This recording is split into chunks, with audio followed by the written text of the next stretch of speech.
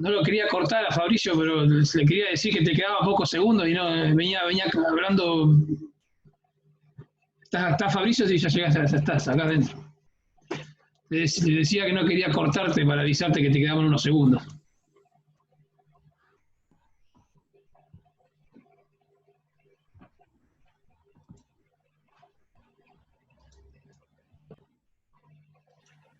¿Quién tenía el power? ¿Quién tenía que subir?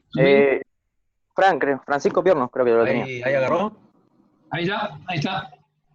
Perfecto. Espérame, no arranques todavía. Que tengo Dale, que dale, no hay problema. habilitar a algunos que todavía están. Perfecto. Esperame un segundito. Venías embaladísimo, Fabricio, no diste tiempo. Te iba a decir que te quedan segundos, pero bueno.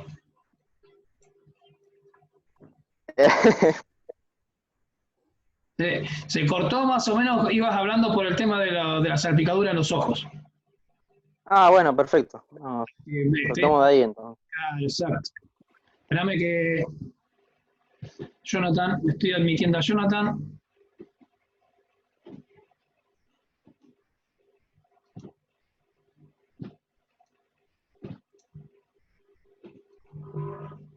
Ya arrancamos de vuelta. Dale. Bueno, arrancás si querés, que yo de última, si se agrega alguien más, lo voy admitiendo. ¿Sí? Seguí por donde, por el tema. Bueno, vamos todos entonces. Bueno, retomo entonces con la salpicadura en ojo. Agarrar, ¿qué tenemos que hacer en este tipo de situaciones? Agarrar una tela o paño limpio, ¿sí? Limpiar bien el ojo y verificar después que no queden restos en pestañas o alrededores. En el caso de que nosotros respiremos, ¿sí? Alguna pérdida de gas o algo parecido, inmediatamente sacar a la persona de ahí, ¿sí? Ventilar el lugar, el ambiente, ¿sí? Y cerrar la llave. O en caso de que sea alguna herramienta, no volver a utilizar esa herramienta o máquina que sufrió la pérdida. Obviamente tenemos que llevar inmediatamente a la persona a la guardia o llamar a SEM. En caso de que entre por vía oral, traemos algún producto peligroso o algo similar, tenemos que verificar si la persona no puede tragar o si está inconsciente, si está confusa, ¿sí? O dormida. Tenemos que evitar que trague o vomite algo. Inmediatamente llamar a SEM o al Centro Nacional de Intoxicaciones, ¿sí? Que es el Hospital Posada. Bien, ¿qué podemos hacer en este tipo de casos para prevenir? Guardar los productos de limpieza, remedios, sustancias peligrosas en un lugar adecuado, ¿sí? Utilizar el equipo de protección personal, guardar las sustancias peligrosas en un recipiente adecuado, ¿sí? Para evitar que cualquiera por ahí lo ingiera de manera equivocada, ¿sí? Las instalaciones de gas tienen que hacerse por profesionales matriculados. En caso de trabajar en un ambiente cerrado, tenemos que verificar bien la ventilación. No automedicarse, y en caso de utilizar materiales de limpieza o pintura, verificar bien las instrucciones de uso. Y también repetimos, verificar el estado de máquinas y herramientas. Bien, pasamos por último a fracturas. ¿Sí? Dejá ahí, Fran, igual, está bien ese. Ya sea por un accidente, un impacto, un golpe, el cuerpo humano se puede deformar, ¿sí? Ya sea en algún miembro, torso o cabeza, ¿sí? Puede resultar en un traumatismo o una fractura. Por eso tenemos que tener en cuenta muchas cosas al momento de tratar a la persona, a la víctima en estos casos. Siempre que una persona sufre una fractura, lo primordial es tratar de inmovilizar esa zona, ¿sí? Si la persona sufre una fractura en la mano o el brazo, repetimos, volvemos a sacar aquellos accesorios que nos pueden obstaculizar, ¿sí? Si la persona sufre una fractura en la pierna o el brazo y puede caminar por sus propios medios, ¿sí? Inmediatamente llevarla a una guardia. Ahora, si sufre una fractura en el torso o la cabeza y no puede caminar por sus propios medios, ¿sí? Tenemos que llamar inmediatamente a SEM. En el caso de que la fractura sea expuesta, no tenemos que volver a introducir los fragmentos porque se puede agravar la herida. ¿Qué manera tenemos de inmovilizar adecuadamente una fractura? Bien, vamos a conseguir algún material, algún objeto sólido, rígido, ¿sí? Como una madera, un palo, un cartón grueso. Lo ponemos a lo largo de la pierna o brazo herido, ¿sí? Tiene que ser más largo que la extremidad que nosotros estamos inmovilizando, ¿sí? Por ejemplo, si nosotros nos fracturamos el antebrazo, tenemos que inmovilizar el movimiento de la muñeca, ¿sí? Y el codo. Pasamos, digamos, el objeto con el cual nosotros vamos a ajustar el objeto rígido a la parte afectada, ya sea un pañuelo, una tela o un trapo, una ropa limpia, ¿sí? Y lo ajustamos contra la extremidad. Si la fractura es en un brazo, podemos hacer un cabestillo, es decir, a un apoyabrazo, ¿sí? Con un pañuelo, tela, bufanda, lo pasamos alrededor de la parte del brazo que no está afectada, ¿sí? Y por último alrededor del cuello. Bien. ¿Qué manera de prevenir tenemos? Bien, poner rejas o barandas en escaleras o ventanas, ¿sí? Verificar el estado de las escaleras sobre todo, que estén en adecuadas condiciones, verificar que no haya objetos en el suelo, que estén limpios y secos, utilizar el equipo de protección personal, verificar el estado de las herramientas, buena iluminación en los puestos de trabajo, sobre todo en los que son en ambientes cerrados como los puestos administrativos, y en el caso de que haya alguna reforma o algo parecido en la empresa, vallar inmediatamente por cualquier caída a nivel o desnivel, ¿sí? O algún golpe contra alguna maquinaria. Bien, Sofi, seguí vos. Pasa a Fran si querés la otra. Bueno, yo voy a pasar a explicarle cómo debemos actuar cuando vemos que una persona está sufriendo una electrocución. Lo primero que tenemos que hacer es cortar el contacto de la persona con la corriente eléctrica, ¿sí? Esto se puede hacer de dos maneras. Una es bajando la llave térmica y cortando el flujo de la corriente directamente, o la otra manera es con un objeto de un material no conductor de la electricidad, como puede ser un palo de escoba, como se ve ahí en la imagen de la derecha. También puede ser una silla de madera o un rollo de alfombra. Vamos a desplazar a la persona para que pueda defenderse de la fuente que le está transmitiendo la corriente eléctrica. El segundo paso es dar aviso al sistema de emergencia, lo que conocemos en primeros auxilios como activar la cadena de vida. Estos dos pasos se van a hacer prácticamente de manera simultánea, ¿sí? Siempre que en el lugar estén presentes dos o más personas. En el caso de que seamos los únicos y no haya ninguna otra persona que pueda ayudarnos, lo vamos a realizar en ese orden, ¿sí? Primero vamos a poner a salvo a la persona y después vamos a realizar la llamada. Porque ese tiempo que nosotros perdemos haciendo la llamada, se pueden producir daños en el organismo de la persona que son irreversibles. Una vez que hicimos estos dos pasos, vamos a empezar con lo que son las tareas de primeros auxilios. Los primeros auxilios van a depender del estado en el que se encuentre la persona. Cuando hablamos de electrocución, tenemos tres posibles escenarios para actuar como socorrista. Uno de los escenarios, y sería el más favorable, es que la persona quede consciente después de sufrir esta electrocución. En este caso lo que vamos a hacer es, tranquilizar a la persona. Vamos a identificar en el cuerpo posibles quemaduras que nos van a indicar los puntos de entrada y salida de la corriente. Una vez que nosotros identificamos estas marcas en el cuerpo, lo que vamos a hacer es con una quemadura leve, ¿sí? Colocar la zona afectada bajo agua de la canilla, unos minutos para aliviar el dolor. Y esperamos a que llegue el servicio de emergencias. El segundo escenario posible es que la persona quede inconsciente, pero que nosotros podamos comprobar que la persona está respirando, ya sea porque vemos que el tórax se expande o porque escuchamos el sonido propio de la respiración.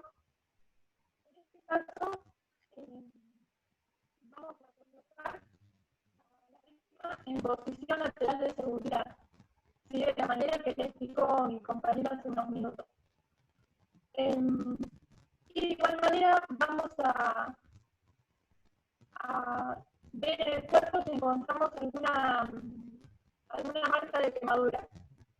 En este caso, como la persona está inconsciente, lo que vamos a hacer es colocarle paños o compresas frías para aliviar el dolor en esa zona. Y decía mi compañera que nunca deja sola a la persona que está acompañada, y vamos monitoreando su estado de salud. En el tiempo que transcurre hasta que llega el servicio de emergencias, pueden ocurrir dos cosas: que la persona recupere su estado de conciencia o que el estado de salud empeore. Y ahí pasaríamos a lo que es el tercer escenario posible, que es que la persona quede inconsciente y que no respire. En ese caso, vamos a dar inicio inmediatamente con la maniobra de RCP, como les explicó mi compañero. Pasa, Fran, si querés la otra filmina.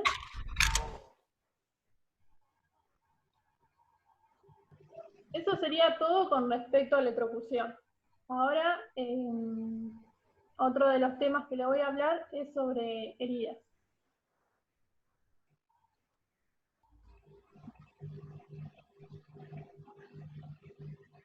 No sé si están viendo ustedes la filmina de heridas.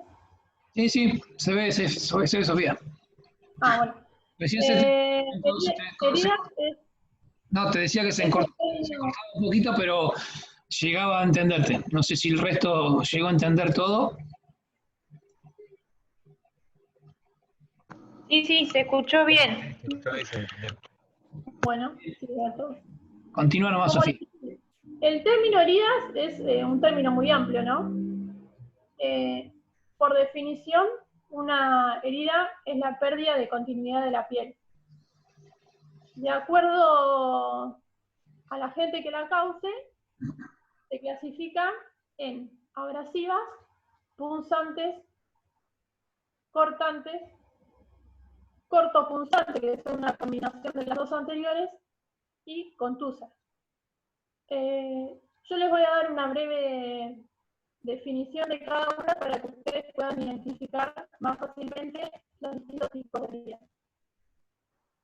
Las heridas abrasivas son cuando se produce un rozamiento de la piel contra una superficie áspera. Este rozamiento va a hacer que se empiecen a generar pequeñas gotas de sangre, y esta sangre actúa como un medio de cultivo para todas las bacterias que se encuentran presentes en el ambiente, lo cual genera un riesgo de que la herida pueda infectarse.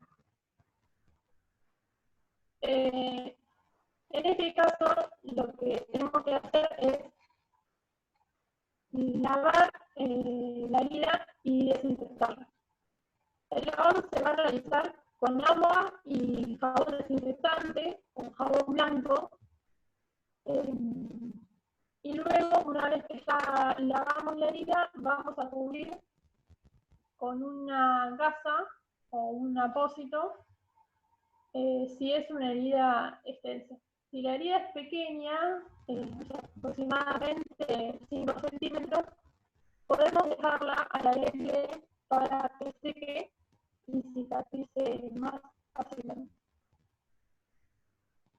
Las heridas punzantes son cuando se introducen en el organismo objetos como clavos o destornilladores. Estas heridas son las más importantes desde el punto de vista de la infección. ¿Por qué?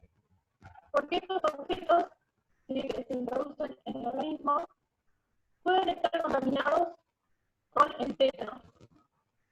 Para el que no lo conoce, el tétanos es una infección bacteriana que puede ser potencialmente letal. La vacuna antitetánica lo que hace es fácilmente evitar que esa enfermedad llegue a desarrollarse. Cuando se sufre una herida de estas características, lo que tenemos que hacer es inmovilizar el objeto. Por ningún motivo debemos retirarlo. Siempre debemos dejarlo y evitar que pueda generar más daño en el organismo. Y con el objeto imputado vamos a trasladar a la persona al centro de salud. Primero para que le retiren el objeto y también para que le coloquen la vacuna antitetánica. Después, otro tipo de heridas que tenemos son las cortantes. Son producidas por objetos con filo, como vidrios, cuchillos, latas. Estas heridas son las más importantes desde el punto de vista de la hemorragia. Cuando nosotros tenemos una hemorragia, nuestra prioridad va a ser justamente detenerla o tapar esa hemorragia. Vamos a olvidarnos por un momento de lo que es la limpieza y desinfección de la herida. Vamos a olvidar la parte de que se puede infectar y vamos a apuntar a parar la hemorragia. Lo que vamos a hacer es colocar un apósito sobre la hemorragia y vamos a realizar un vendaje haciendo presión. En el caso de que sea una hemorragia importante y ese apósito que nosotros pusimos se cubra de sangre, vamos a colocar otro vidrio arriba. Es importante el primer apósito que nosotros pusimos y que se llenó de sangre, no retirarlo. ¿Por qué? Porque ese primer apósito va a haber producido un tejido cicatrizal que, justamente como su nombre lo indica, nos ayuda en el proceso de cicatrización y cuidado de la herida. Entonces, si nosotros retiramos ese apósito, lo que vamos a hacer es arrancar ese tejido. Por eso es importante dejarlo. Como les decía, colocamos otro apósito arriba y volvemos a realizar el vendaje. En el caso de que las hemorragias se den en extremidades como brazos o piernas, vamos a tener que levantar esa extremidad a un nivel superior al corazón. Son zonas donde circula mucha sangre y el hecho de levantar la extremidad va a hacer que el flujo de la sangre sea más lento y esto nos va a ayudar a nosotros a frenar la hemorragia o por lo menos a que no sea tan excesiva. Y el otro tipo de heridas son las heridas contusas. Estas son producidas por golpes en las cuales la fuerza del impacto es tan grande que supera la elasticidad de la piel y se producen estos aumentos de volumen, ¿sí?, que se ven en la piel, producen en los chichones, que suelen estar acompañados también de cambios de coloración de la piel. En este caso, como primer auxilio, lo que tenemos que hacer es inmovilizar la zona afectada. Como les decía, son producidas por golpes muy fuertes, con lo cual podemos correr el riesgo de que se haya producido una fisura o una fractura en el hueso de esta parte del cuerpo. Entonces lo que tenemos que hacer es entablillar e inmovilizar la zona y trasladamos a la víctima, a la persona afectada, a un centro de emergencia. De esta clasificación de las heridas, a la hora de realizar los primeros auxilios, vamos a dividirlas en dos grupos: las heridas que presentan hemorragia y las que no. Cuando las heridas no presentan hemorragia, lo que vamos a hacer es lavarlas, colocarles desinfectante para justamente evitar que esa herida pueda infectarse. Es muy importante también al realizar, al brindarle asistencia a otra persona, protegernos nuestras manos mediante el uso de guantes de látex o también pueden ser bolsas de nylon. De esta manera estamos protegiéndonos nosotros y a la otra persona también de todas las enfermedades infectocontagiosas que pueden producirse. También en cuanto a lo que es la desinfección de la herida, como decía, yo con agua y jabón la herida ya estaría limpia, ya sería suficiente. Si tienen un desinfectante y quieren utilizarlo, bienvenido sea. Lo que hay que tener en cuenta es que el desinfectante debe colocarse alrededor de la herida, sin nunca sobre ella. Nunca hay que evitar que el producto ingrese en la herida. ¿Por qué? Porque el desinfectante es un químico.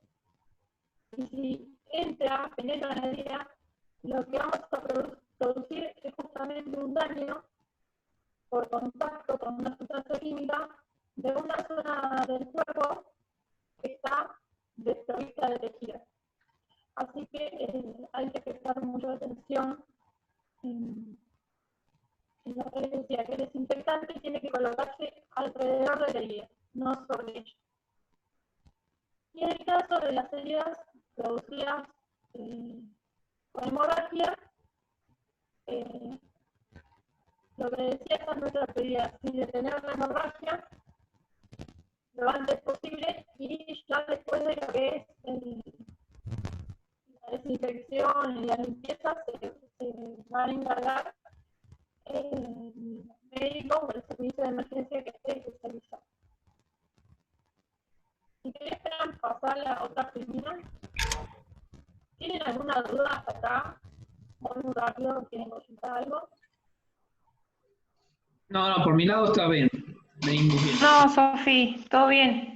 Por ahí se entrecorta, pero te voy entendiendo, por mi parte. Cualquier parte que quede media cortada y no puedan entenderme, me avisan y por ahí la vuelvo a repetir. Está bien. Listo, gracias. Fran, ¿pasaste la otra filmina?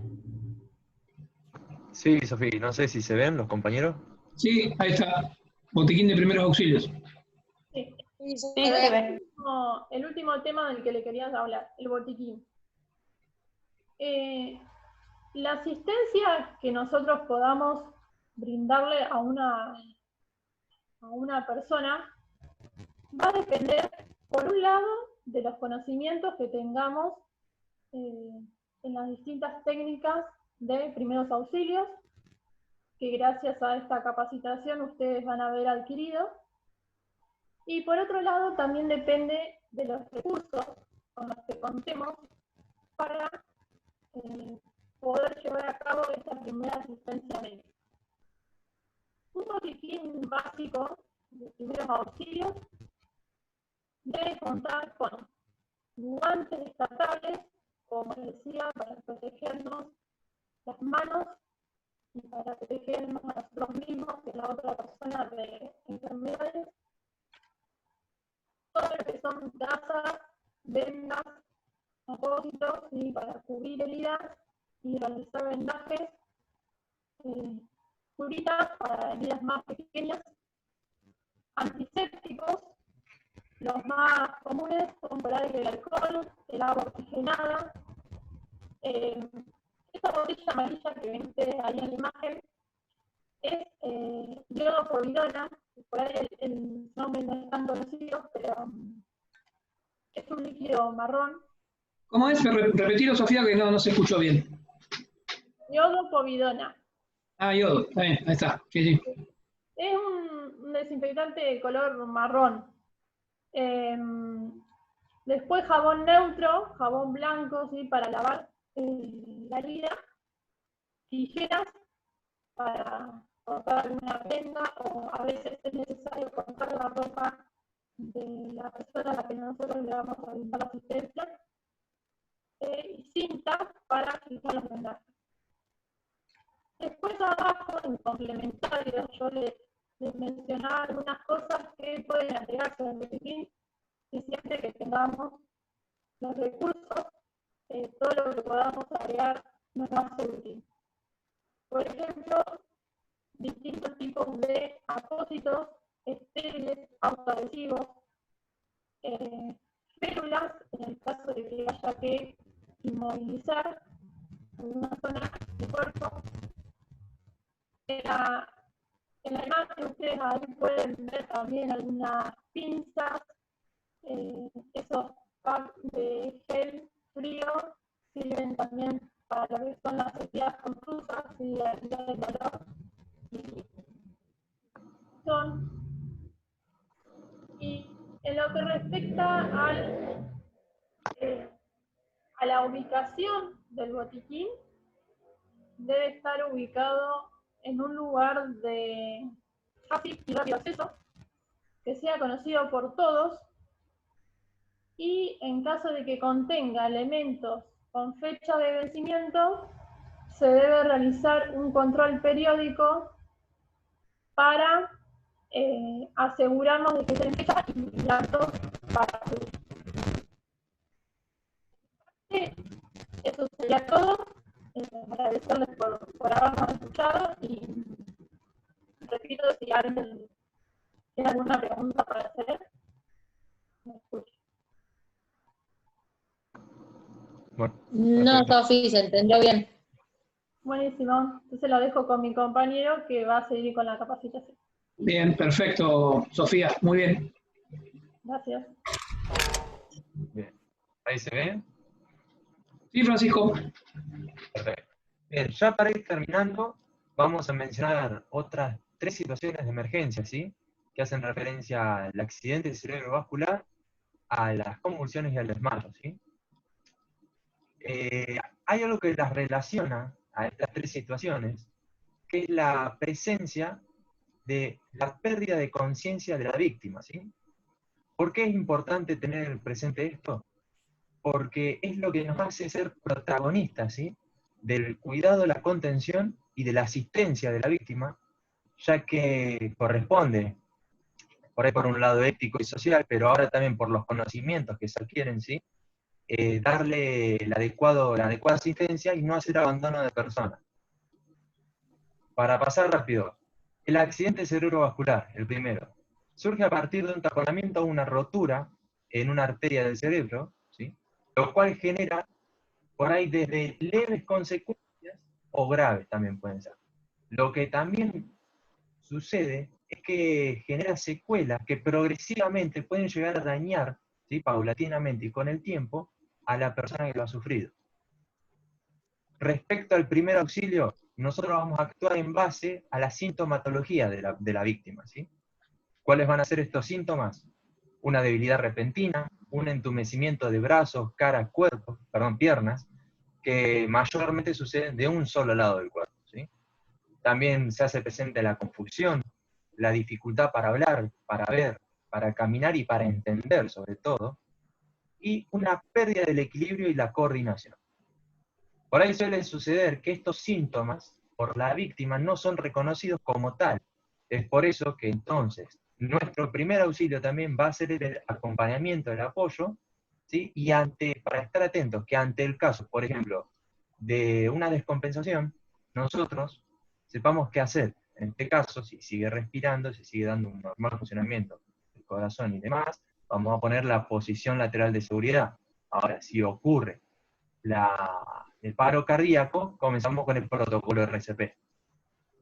Ojo, siempre, ante todas estas situaciones, siempre que nosotros consideremos que no hay nadie más competente para esto, ni tampoco nos pongamos en riesgo frente al peligro que existe, ¿sí?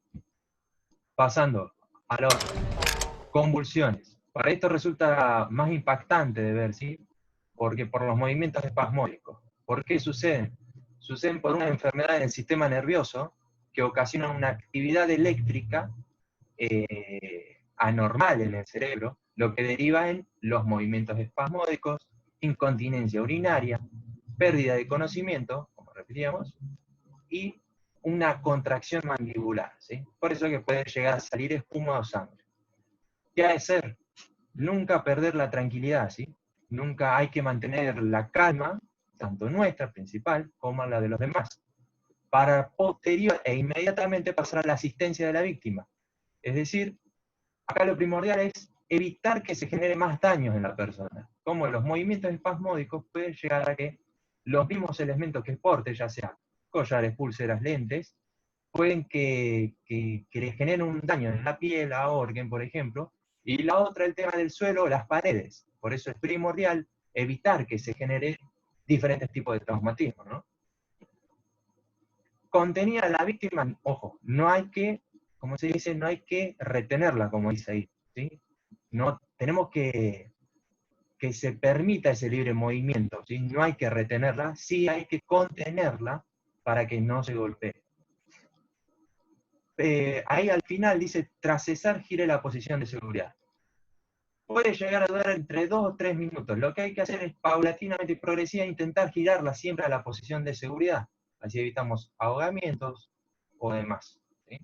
No hay que tras cesado, ¿sí? No hay que darle de comer, no hay que darle de tomar. Siempre hay que acompañarla. ¿Sí? Y sí, siempre acompañarla hasta que la persona se calme, ¿sí? Siempre que se pueda, también poner ¿cómo se dice? La cadena de emergencia, ¿sí? Ponerla en funcionamiento. Y lo mismo, ante un ataque, un paro cardíaco, comenzamos con el protocolo de RCP. Y por última, y uno que es bastante frecuente, pero no tan grave, son los desmayos, ¿sí? Estos suceden por un descenso temporal, ¿sí? De la sangre en el cerebro, y también por una disminución de la presión arterial sanguínea, lo que ocasiona la pérdida del conocimiento y posterior la caída. Mayormente suceden por emociones súbitas, emociones fuertes, ¿sí? Ya sea temor, ya sea miedo, alegría puede ser también, por un mal ambiente ventilado, por golpes de calor, ¿sí? Es por eso que los síntomas que vamos a presenciar serían la debilidad repentina nuevamente, la palidez, sudoración, visión borrosa, poca reacción en la persona, una pérdida de la conciencia, y luego sucede la caída. Que es a esto donde nosotros vamos a apuntar, a tener en cuenta dónde cae, cómo cae, y en base a eso, qué tipo de asistencia le vamos a dar. Volvemos al tema de los traumatismos, las heridas y demás. Perfecto. Vamos a hacerlo sencillo.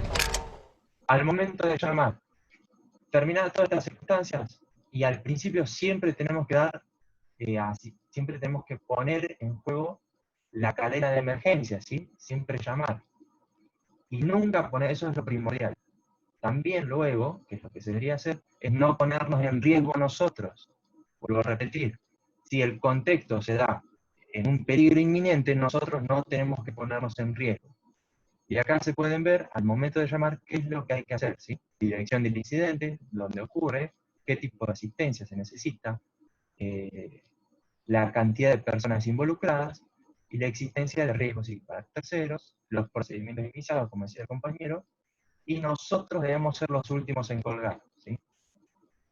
Por ahí eso sería para concluir rápidamente nuestra exposición. Muchas gracias.